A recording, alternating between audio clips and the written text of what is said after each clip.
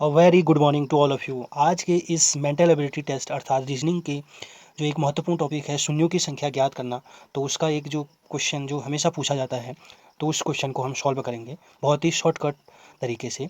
तो वीडियो को पूरी तरह लास्ट तक देखना है और एक शॉर्टकट से हम किस प्रकार इस टाइप के जो महत्वपूर्ण जो कठिन क्वेश्चन होते हैं उनको आसानी से सॉल्व कर सकते हैं। तो स्टार्ट करते हैं।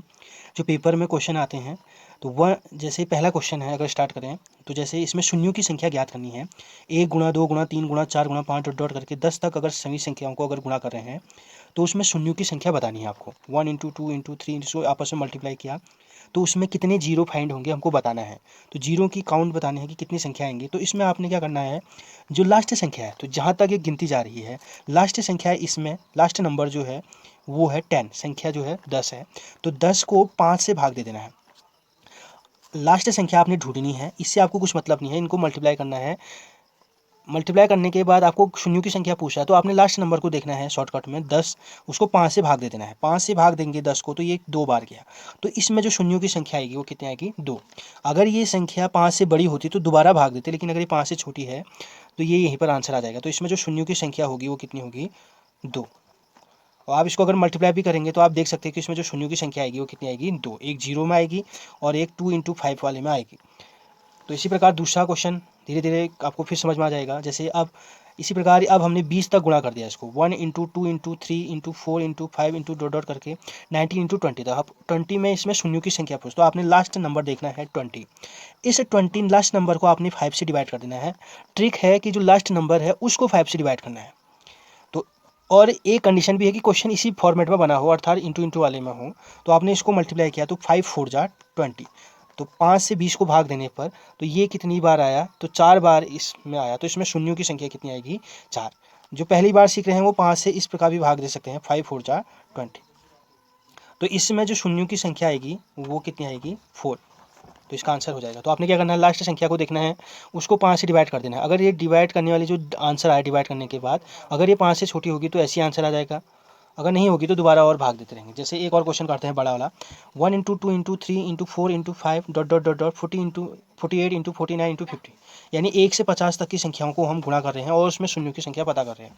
तो आपने क्या करना है, लास्ट संख्या इसमें 50 है तो लास्ट संख्या 50 ली और इसको 5 से मल्टीप्लाई कर दिया। 5 से मल्टीप्लाई किया तो 5 10 जा 50, ये इससे इस बार 10 बार डिवाइड होगा। अब आराम से ऐसे भी डिवाइड कर सकते हैं, तो 10 बार ये डिवाइड आ गया। अब ये क्योंकि ये 5 से बड़ा है तो इसको दोबारा भाग जा रहा है तो इसमें दोबारा भाग देंगे। 5 से 10 को दोबारा भाग किया, अब नहीं जा रहा है क्योंकि इसमें 2 आ गया। तो पहले 10 आया था, 2 आए तो इनको जोड़ देंगे तो कितना आंसर आ जाएगा, 12। होप आपको समझ में आ रहा होगा। लास्ट संख्या लेनी है, उसको 5 से डिवाइड कर देना है तो ये 10 बार गया। ये 10 में दोबारा भाग जाता है तो इसको दोबारा 5 से भाग देंगे तो ये 2 बार आया। ऊपर 10 आया था, इन दोनों को जोड़ देंगे तो कितना आंसर आ जाएगा, 12। तो एक और क्वेश्चन से सॉल्व करते हैं। 1 गुणा 2 गुणा 3 गुणा इस प्रकार से अगर 80 तक हो तो उसमें शून्यों की संख्या बतानी है। 80 तक की संख्याओं को मल्टीप्लाई किया है तो उसमें शून्यों की संख्या कितनी होगी। तो आपने क्या करना है, 80 लास्ट संख्या लिए 80, इसको 5 से डिवाइड कर देना है। आप जब इसको 5 से डिवाइड करेंगे तो ये जो है 16 बार कटेगा। तो आप इसको ऐसे भी ट्राई कर सकते हैं कि जिसको भाग देना नहीं आता है तो 5 1 जा 5, ये 3 आया, 5 6 जा 30, तो 16 आया इसको डिवाइड काटने के बाद। फिर दोबारा इसमें 5 का, क्योंकि 5 से बड़ी है तो इसमें दोबारा भाग जाएगा, दोबारा हम 5 से देंगे। 5 3 जा 15। आपने रिमाइंडर नहीं देखना है, जितनी बार जा सकता है। अब क्योंकि ये छोटी संख्या होगी तो इसमें नहीं जा रहा है तो आंसर इतना आ जाएगा, 16 प्लस 3 19। सबसे पहली जो संख्या थी उसको 5 से डिवाइड किया, जितनी बार गया। अगर ये 5 से बड़ी है तो इसमें दोबारा 5 का भाग देना है, 3 बार गया, 5 3 जा 15। पॉइंट में नहीं दिखाना है और फिर लास्ट में इन दोनों को जोड़ देना है। तो इसमें जो शून्यों की संख्या वो आई 19। होप आपको समझ में आ रहा होगा। इसी प्रकार अगला जो क्वेश्चन है, 100 तक की संख्याओं में शून्यों की संख्या। तो आपने क्या करना है, जब 1 गुणा 2 गुणा 3 गुणा 4 करके 100 तक की संख्या दी होंगी तो उसमें शून्यों की, तो अब आपको समझ में आने लग गया होगा। 100 है तो ये 100 है, 100 को 5 से डिवाइड कर देना है। तो ये जो डिवाइड होगा 20 बार जो है डिवाइड होगा, 25 जा 100, तो इसको काटा तो 20, इसमें दोबारा 5 का भाग जा रहा है। अगर ये छोटा आता तो इसको आंसर ऐसे ही छोड़ देते, लेकिन ये बड़ा आ रहा है तो दोबारा इसको भाग देंगे। 20 को दोबारा 5 से भाग दिया तो ये 4 बार किया।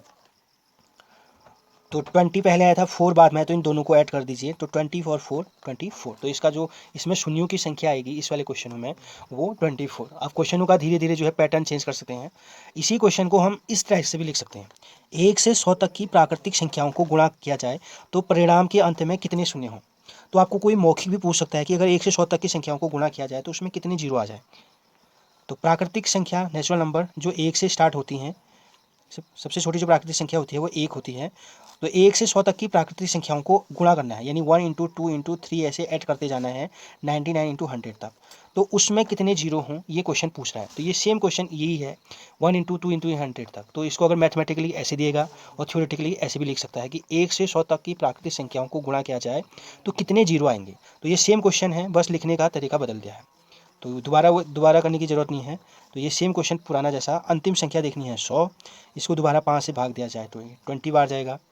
फिर दोबारा 5 को भाग देंगे 20 से तो ये 4 आ गया। तो 20 पहले और ये 24। तो इसमें शून्यों की संख्या कितनी आ जाएगी 24। तो क्वेश्चन इसको ऐसे भी लिख सकता है वो, या हिंदी में भी लिख सकता है। अब अगला क्वेश्चन है, इंपॉर्टेंट क्वेश्चन है ये। यदि लगातार विषम संख्याओं को गुणा किया जाए, अगर कोई लगातार विषम संख्या है, अगर उनको गुणा किया जाए तो परिणाम के अंत में कितने शून्य हों। लगातार विषम संख्या, और दिया भी नहीं है कि कहाँ तक है। तो ये बहुत इंपॉर्टेंट क्वेश्चन है कि लगातार विषम संख्या, जैसे 1 इसको मैथमेटिकली ऐसे भी दे सकता है 1 into 3 into 5 into 7 into 9 into 11 into dot dot dot dot, पता ही नहीं कहाँ तक है। तो विषम संख्याओं को गुणा करेंगे तो उसके परिणाम के अंत में कितने शून्य आएंगे। तो विषम संख्याओं को गुणा करने पर शून्य आता ही नहीं है, एक भी शून्य नहीं आता है। क्योंकि शून्य आने के लिए अगर कंडीशन है, कोई भी संख्या को शून्य गुणा करने पर शून्य जब आता है जब उसमें 2 और 5 हो। तो इसमें 5 तो है लेकिन 2 नहीं है, क्योंकि 2 तो सम संख्या है और हमको यहाँ विषम संख्याओं को गुणा करना है। तो शून्य होने के लिए कंडीशन है कि 2 5 जा, यानी जब उसको सम संख्या से गुणा करेंगे विषम को तभी शून्य आएगा।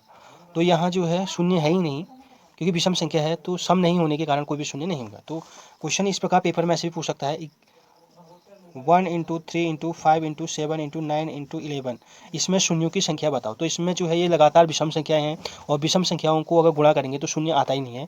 तो इसमें कोई भी शून्य नहीं है, तो शून्यों की संख्या इसमें एक भी नहीं। तो इसका आंसर हो जाएगा एक भी नहीं। इसी प्रकार ये इस टाइप से क्वेश्चन पूछ सकता है 1 into 3 into 5 into 7 into dot dot into 99 into 101, इसमें शून्यों की संख्या, सब विषम संख्याएं हैं, लगातार विषम संख्याएं हैं और विषम संख्याओं को गुणा करने पर कोई भी शून्य नहीं आता। तो आप इसको मौखिक भी याद रख सकते हैं कि अगर लगातार विषम संख्याओं को गुणा किया जाए तो परिणाम के अंत में कोई शून्य नहीं आएगा। तो ये इंपॉर्टेंट क्वेश्चन था जो आपने किया। अब अगला क्वेश्चन देखते हैं, दूसरा टाइप। अब लगातार सम संख्याएं हैं उनको तो इसको इस प्रकार भी कह सकता है, यदि लगातार सम संख्याओं को गुणा किया जाए 100 तक तो परिणाम के अंत में कितने शून्य आ जाएंगे। इसको हिंदी में भी लिख सकता था वो 2 into 4 into 6 into 800 into 10 into 100 तक जाना है। तो आपने क्या करना है, क्योंकि इसमें विषम संख्या छोड़ दी गई हैं, सम संख्याओं को इंक्लूड किया है, तो इसमें जो संख्याएं होंगी वो 50 होंगी। क्योंकि 50 100 तक टोटल हैं तो इसमें 50 सम होंगी 50 विषम होंगी, तभी टोटल संख्याएं 100 होंगी। तो आपने क्या करना है, सबसे पहले जो लास्ट संख्या उसका आधा कर देना है और फिर दोबारा उसी को 5 से भाग दे देना है। तो इसका आंसर आ गया 10। फिर दोबारा इसमें भाग जा रहा है 5 का, तो ये 2 बार जाएगा। तो इसमें जो शून्यों की संख्या आ गई वो कितनी आ गई 12। आपको समझ में नहीं आया, जैसे एक छोटा सा एग्जांपल समझ सकते हैं, जैसे 2 इंटू 4 इंटू 6 इंटू 8 10। अगर इसमें शून्यों की संख्या पूछे तो आपको पता है कि इसमें जो संख्याएं हैं वो आज 10 नहीं है, क्योंकि ये बीच में इसमें विषम संख्याएं हटा दी गई हैं। तो संख्याएं इसमें 5 हैं, 1 2 3 4 5। तो आपने संख्याएं 5 लेनी है और अब पुराने रूल के अकॉर्डिंग 5 से ही भाग देना है। तो 5 1 जा 5। तो इसमें शून्यों की संख्या कितनी होगी 1। तो जब भी सम संख्या होंगी, जब सम संख्या होंगी तो उनका आधा कर देना है और फिर पुराने तरीके से जो है इस क्वेश्चन को सॉल्व करना है। क्योंकि जितने सम संख्याएं होती हैं उतनी ही विषम संख्या होती है। जैसे 1 से 10 तक में 5 सम होंगी और 5 विषम होंगी। 1 से 20 तक संख्याओं में 10 सम होंगी 10 विषम होंगी। इसी प्रकार से 1 से 100 तक में 50 सम होंगी और 50 विषम होंगी। तब मैंने इसको 50 लेके माना और फिर पुराने तरीके से इसको सॉल्व किया। एक और क्वेश्चन कर सकते हैं इस टाइप से 2 into 4 into 6 into dot dot करके, अगर 200 तक में शून्यों की संख्या निकालनी हो, क्योंकि इसमें लगातार सम संख्याएं हैं। तो आपको पता है कि 200 तक जो गिनती है तो उसमें 200 संख्याएं नहीं है इसमें, क्योंकि इसमें बीच में 1 छोड़ा है, 3 छोड़ा है, 5 छोड़ा है, 7 छोड़ा है, 9 छोड़ा है, डॉट डॉट ऐसे बीच में सब संख्याएं जो विषम है उनको छोड़ा गया है। ये लगातार सम संख्याएं हैं। तो इसमें जो कुल संख्याएं होंगी वो आधी होंगी, 100 की आधी 200 की आधी 100। तो इसको दोबारा, अब पुराना क्वेश्चन हो गया तो इसको 5 से भाग दे देंगे, ये 20 बार जाएगा।